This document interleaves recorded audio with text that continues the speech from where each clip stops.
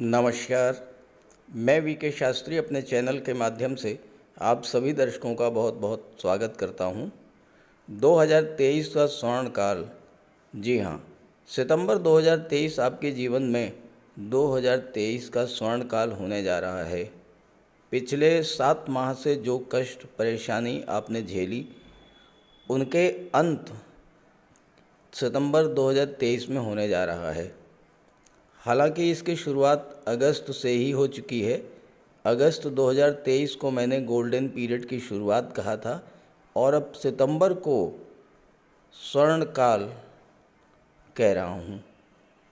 तो इस वीडियो में हम ग्रहों के गोचर के आधार पर इन्हीं बातों पर चर्चा करेंगे कि सितंबर 2023 में आपकी आर्थिक स्थिति कैसी रहेगी, स्वास्थ्य कैसा रहेगा, शिक्षा, प्रतियोगिता, लव रोमांस की दृष्टि से ये माह कैसा रहेगा, नौकरी रोजगार व्यापार की दृष्टि से कैसा रहेगा। इसके अलावा भाग्य, कर्म, पुरुषार्थ का कितना साथ मिलेगा आपको, यात्रा, देशाटन, धर्म, अध्यात्म, विदेश और दाम्पत्य सुखों की दृष्टि से ये माह कैसा रहेगा। इन्हीं सब बातों पर चर्चा करेंगे इस वीडियो में। ये विश्लेषण आपकी चंद्र राशि के आधार पर किया जा रहा है। चंद्रमा आपकी जन्म कुंडली में जिस राशि में है वही आपकी चंद्र राशि होगी। तो ये है वृश्चिक राशि के जातकों की कुंडली। सितंबर माह में ग्रहों का गोचर आपके लिए बहुत ही अनुकूल है। आपके लग्न के स्वामी मंगल हैं, जो कि कुंडली के लाभ के भाव में सूर्य के साथ गोचर कर रहे हैं। लग्न भाव के स्वामी का लाभ के भाव में गोचर करना, ये लाभ की दृष्टि से बहुत ही अच्छा है। केतु 12वें भाव में गोचर कर रहे हैं और 12वें भाव में केतु भी बहुत अच्छा रिजल्ट देते हैं। शनि आपकी कुंडली के चौथे भाव में वक्री होकर गोचर कर रहे हैं। गुरु वक्री होकर के छठे भाव में, शुक्र भाग्य के भाव में, बुध वक्री होकर के कुंडली के दशम भाव में गोचर कर रहे हैं सूर्य के साथ। सूर्य 17 सितंबर तक दशम भाव में गोचर करेंगे। 17 सितंबर को राशि परिवर्तन करके 11वें भाव में आ जाएंगे, लाभ के भाव में। अब आपकी कुंडली में तीन ग्रह वक्री हैं। शनि वक्री हैं, गुरु वक्री हैं और बुध वक्री हैं। वक्री अवस्था में ग्रहों का चेष्टा बल बढ़ जाता है, फल देने की क्षमता 3 गुना तक बढ़ जाती है। और इसके अलावा वक्री ग्रह एक भाव पीछे का भी फल प्रदान करता है। इसका मतलब ये हुआ कि शनि वक्री हैं तो तीसरे भाव का भी फल देंगे और चौथे का तो फल देंगे ही। गुरु वक्री हैं तो पंचम का भी फल देंगे और छठे का भी फल देंगे। बुध वक्री हैं तो दशम का भी फल देंगे और नवम भाव का भी फल प्रदान करेंगे। तो ये तो हैं ग्रहों का गोचर। जीवन में जब अच्छा समय आने वाला होता है तो ग्रहों का गोचर कुछ इस प्रकार का हो जाता है जिससे आपके जीवन की परेशानियों का अंत होने लगता है और जीवन में खुशियों की बरसात शुरू हो जाती है। हालांकि पिछले 6-7 माह ग्रहों का गोचर कुछ इस प्रकार का रहा है कि आपको जीवन में हर मोर्चे पर संघर्ष ही करना पड़ा होगा, कष्ट ही मिले होंगे। खासकर फरवरी से जुलाई तक के कालखंड में आपको ज़्यादा परेशानी हुई होगी, क्योंकि फरवरी के शुरुआत में ही शनि अस्त हो गए। इसके बाद देवगुरु बृहस्पति अस्त हुए, फिर सूर्य को ग्रहण दोष लग गया, फिर बुध अस्त हुए और 22 अप्रैल से गुरु चांडाल योग आपकी कुंडली में प्रभावी हो गया। इन सब कारणों से आपको विशेष परेशानी झेलनी पड़ी होगी। धन की दृष्टि से, स्वास्थ्य की दृष्टि से पिछले 6-7 माह ज़्यादा अच्छे नहीं गुजरे होंगे। फाइनेंशियल क्राइसिस से गुजरे होंगे आप। एक एक पैसे के लिए संघर्ष करना पड़ा होगा। पैसा या तो मिला ही नहीं होगा और अगर धन आया भी होगा तो जितना आया होगा उससे ज़्यादा खर्च हो गया होगा। हो सकता है कि आपको कर्ज भी लेना पड़ा हो। कारोबार व्यापार की दृष्टि से पिछले 6-7 माह ज़्यादा अच्छे नहीं रहे होंगे। नौकरी रोजगार को लेकर आपके मन में चिंता बढ़ी होगी। जो अपने थे उन्होंने भी आपसे दूरी बनानी शुरू कर दी होगी। अपनों ने भी आपका साथ छोड़ दिया होगा और हो सकता है किसी कारण से आपकी सामाजिक छवि भी धूमिल हुई हो। आर्थिक संकट, मित्रों रिश्तेदारों से दूरी, खराब स्वास्थ्य, व्यापार व्यवसाय में मंदी के कारण आपने बहुत अधिक मानसिक कष्ट झेला होगा और हो सकता है थकान, एंजाइटी और डिप्रेशन की स्थिति से भी गुजरे हों। कमेंट करके बताइएगा। लेकिन अब समय बदलने जा रहा है और इसकी शुरुआत अगस्त से ही हो चुकी है। आपने महसूस भी किया होगा इस परिवर्तन को, और सितंबर 2023 आपके जीवन के स्वर्ण काल की तरह होने जा रहा है। तो ग्रहों के गोचर के आधार पर वृश्चिक राशि के जातकों के लिए सितंबर 2023 कैसा रहेगा, आइए इसी को समझते हैं। किसी भी जातक की कुंडली का विश्लेषण करते समय सबसे पहले लग्न को, लग्नेश को, भाग्य को और भाग्येश को देखा जाता है। तो आपके लग्न के स्वामी ग्रहों के सेनापति मंगल हैं और मंगल आपकी कुंडली में बहुत मजबूत स्थिति में है। कुंडली के लाभ के भाव में गोचर कर रहे हैं और मंगल छठे भाव के भी स्वामी हैं और मंगल की दृष्टि भी छठे भाव पर पड़ रही है। मंगल की चौथी दृष्टि धन के भाव पर, सातवीं दृष्टि पंचम भाव पर और आठवीं दृष्टि जो है छठे भाव पर है और छठे भाव के स्वामी भी है मंगल। और मंगल को और भी अधिक बल मिलेगा सूर्य का, जब 17 सितंबर को सूर्य लाभ के भाव में आ जाएंगे, 11वें भाव में आ जाएंगे। यहाँ पर धन की दृष्टि से मंगल का गोचर बहुत ही शुभ है, क्योंकि मंगल की दृष्टि जो है धन के भाव पर पड़ रही है और इसके स्वामी हैं देवगुरु। अपने मित्र की राशि पर मंगल की दृष्टि पड़ रही है, तो मंगल लाभ के भाव को और धन के भाव को दोनों को प्रभावित करेंगे। सूर्य के प्रभाव से मंगल का बल बढ़ेगा। एकादश भाव में गोचर करते हुए मंगल के बारे में ज्योतिष शास्त्र में कहा गया है, लाभे प्रभूत धनवान, यानी वो जातक जिसकी कुंडली के एकादश भाव में मंगल का गोचर हो, वो उसके पास इतना धन होता है कि उसके शत्रु भी उसके धन के प्रभाव से उसकी प्रशंसा करते हैं। तो यहाँ पर मंगल गोचर करते हुए आपको महाधनी बना देंगे। धन की दृष्टि से मंगल का गोचर आपके लिए बहुत अच्छा है। और सूर्य तो एकादश भाव में अति विशिष्ट कारक होते हैं, सूर्य गवर्नमेंट के कारक होते हैं। तो यहाँ पर सूर्य मंगल की युति जो है वो शासन प्रशासन में बैठे हुए उच्च पदस्थ अधिकारियों से आपके रिलेशंस को बहुत अच्छा, बहुत मजबूत बना देंगे और उससे आपको बहुत बड़ा लाभ मिलेगा। किसी गवर्नमेंट सेक्टर की प्रोजेक्ट से आपको लाभ मिलेगा, किसी सरकारी योजना से आपको लाभ मिलेगा। और सबसे बड़ी बात यह है कि गवर्नमेंट के पास अगर कोई आपका पैसा रुका हुआ है, वो पैसा आपको सूर्य मंगल के गोचर से मिलेगा। मंगल को शत्रुहंता कहा जाता है और मंगल छठे भाव के स्वामी होकर के लाभ के भाव में बैठे हैं। तो मंगल तो ये कह रहे हैं कि आपके शत्रुओं से भी आपको लाभ मिलेगा, यानी शत्रुता तो समाप्त होगी ही होगी, आपके शत्रु भी आपके सपोर्ट में आ जाएंगे। और दूसरी बात, मंगल के प्रभाव से और छठे भाव में गुरु का गोचर है, आपका स्वास्थ्य भी अच्छा रहेगा।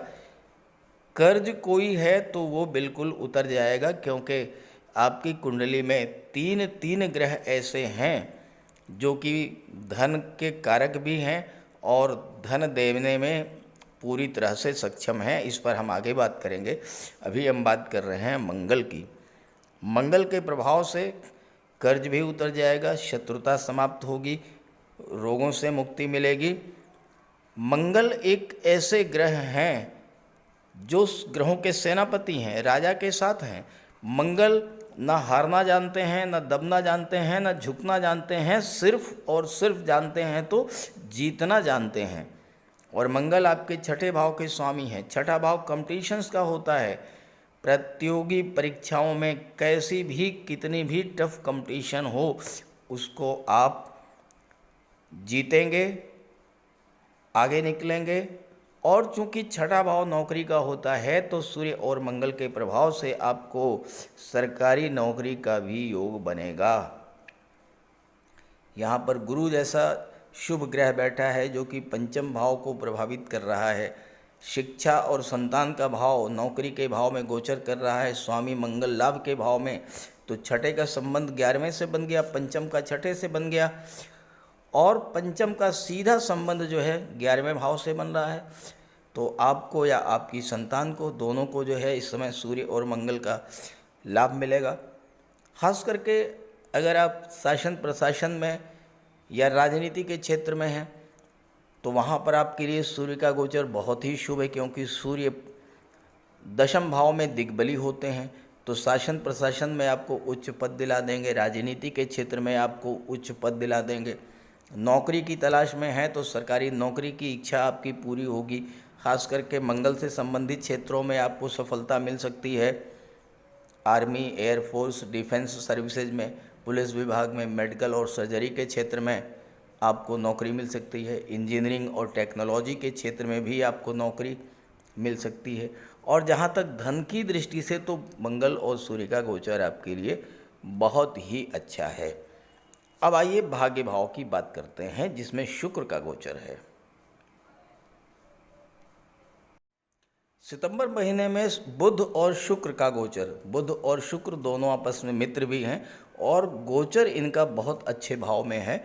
शुक्र तो भाग्य भाव में है ही, बुध भी वक्री अवस्था में है, दशम भाव में गोचर कर रहे हैं और एक भाव पीछे का यानी भाग्य भाव का भी फल प्रदान करेंगे। तो आपको धन की दृष्टि से, व्यापार व्यवसाय की दृष्टि से बुध और शुक्र का गोचर बहुत ही शुभ है, क्योंकि भाग्य का साथ आपको मिलने जा रहा है। बुध और शुक्र सर्वाधिक शुभ ग्रह हैं। जब दो शुभ ग्रह भाग्य के भाव में गोचर करेंगे, भाग्य भाव को प्रभावित करेंगे, भाग्य भाव का फल देंगे, तो भाग्य तो आपका साथ देगा ही देगा। शुक्र विदेश भाव के स्वामी होकर के नवम भाव में गोचर कर रहे हैं, तो विदेश भाव का संबंध भाग्य भाव से बन गया। शुक्र सप्तम के स्वामी हैं तो सप्तम का संबंध भाग्य भाव से बन गया, और सप्तम का संबंध जो है वो 12वें भाव से बन गया। और बुध का संबंध नवम से भी बन रहा है, दशम में गोचर कर रहे हैं, और बुध एकादश लाभ के भाव के स्वामी हैं।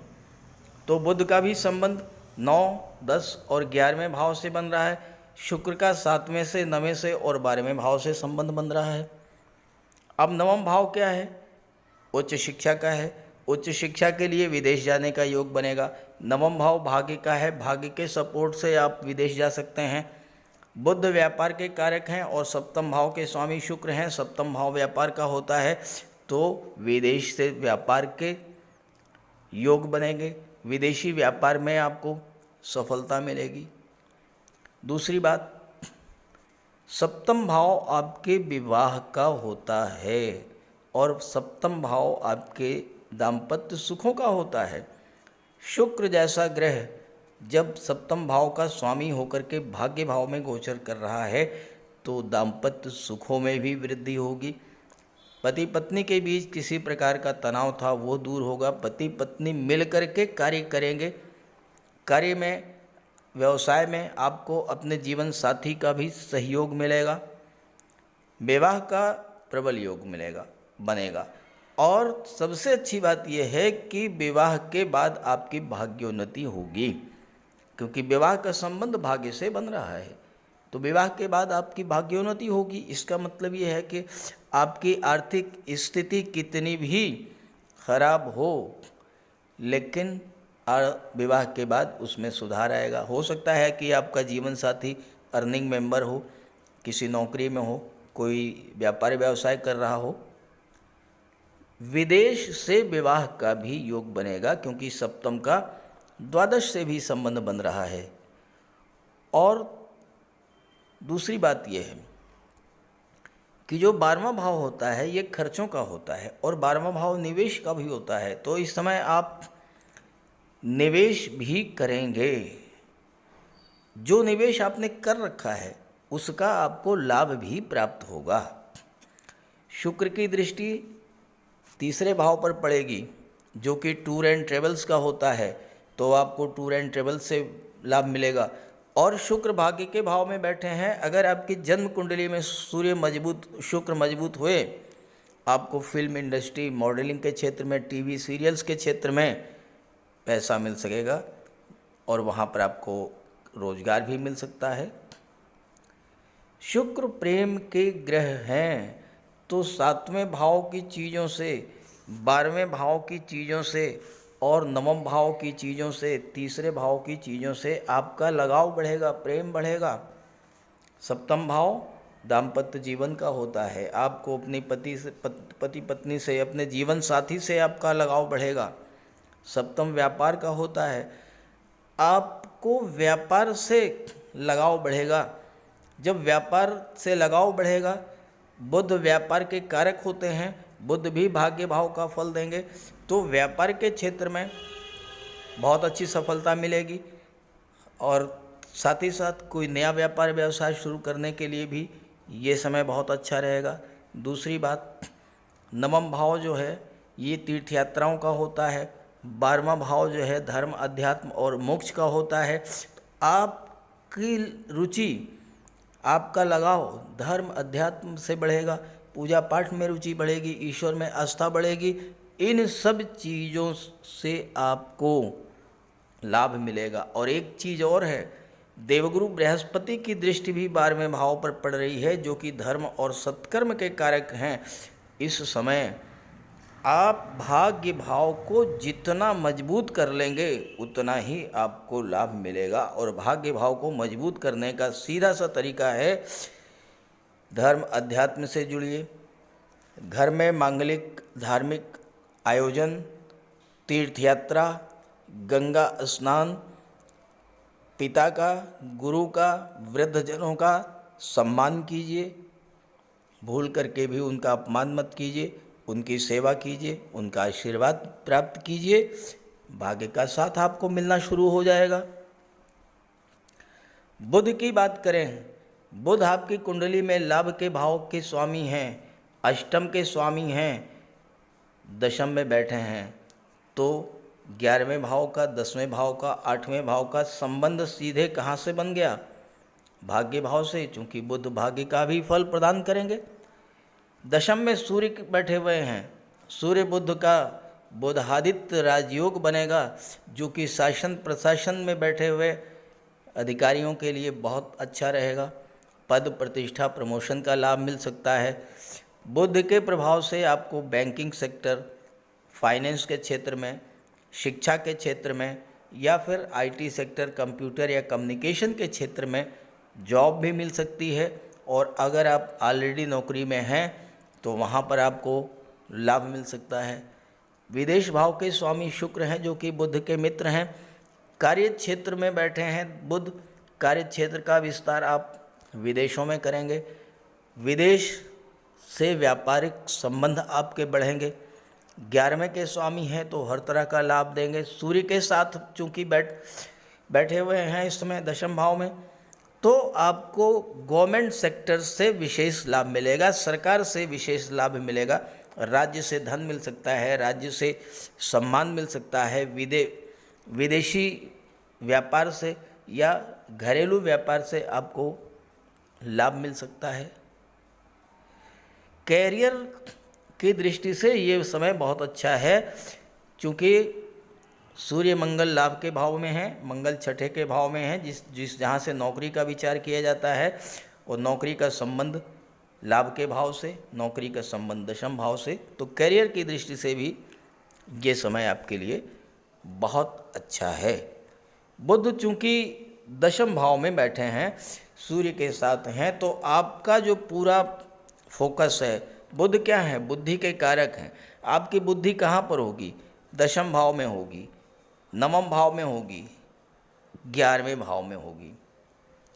तो बुध क्या है? बुध बुद्धि के कारक हैं, इंटेलिजेंस के कारक हैं, मैनेजमेंट के कारक हैं। तो आप इस समय अपना कार्य वेल मैनेज्ड वे में करेंगे और उससे लाभ अर्जित करेंगे। बुध आपकी संवाद क्षमता में, कम्युनिकेशन पावर में वृद्धि करेंगे। सूर्य आपकी नेतृत्व क्षमता को बढ़ा देंगे। कार्य क्षेत्र में आप टीम लीडर के रूप में आगे बढ़ेंगे। सूर्य आपका आत्मबल बढ़ाएंगे और आत्मबल और आत्मविश्वास के बल पर आप अपनी टीम से बेहतर कार्य करा लेंगे।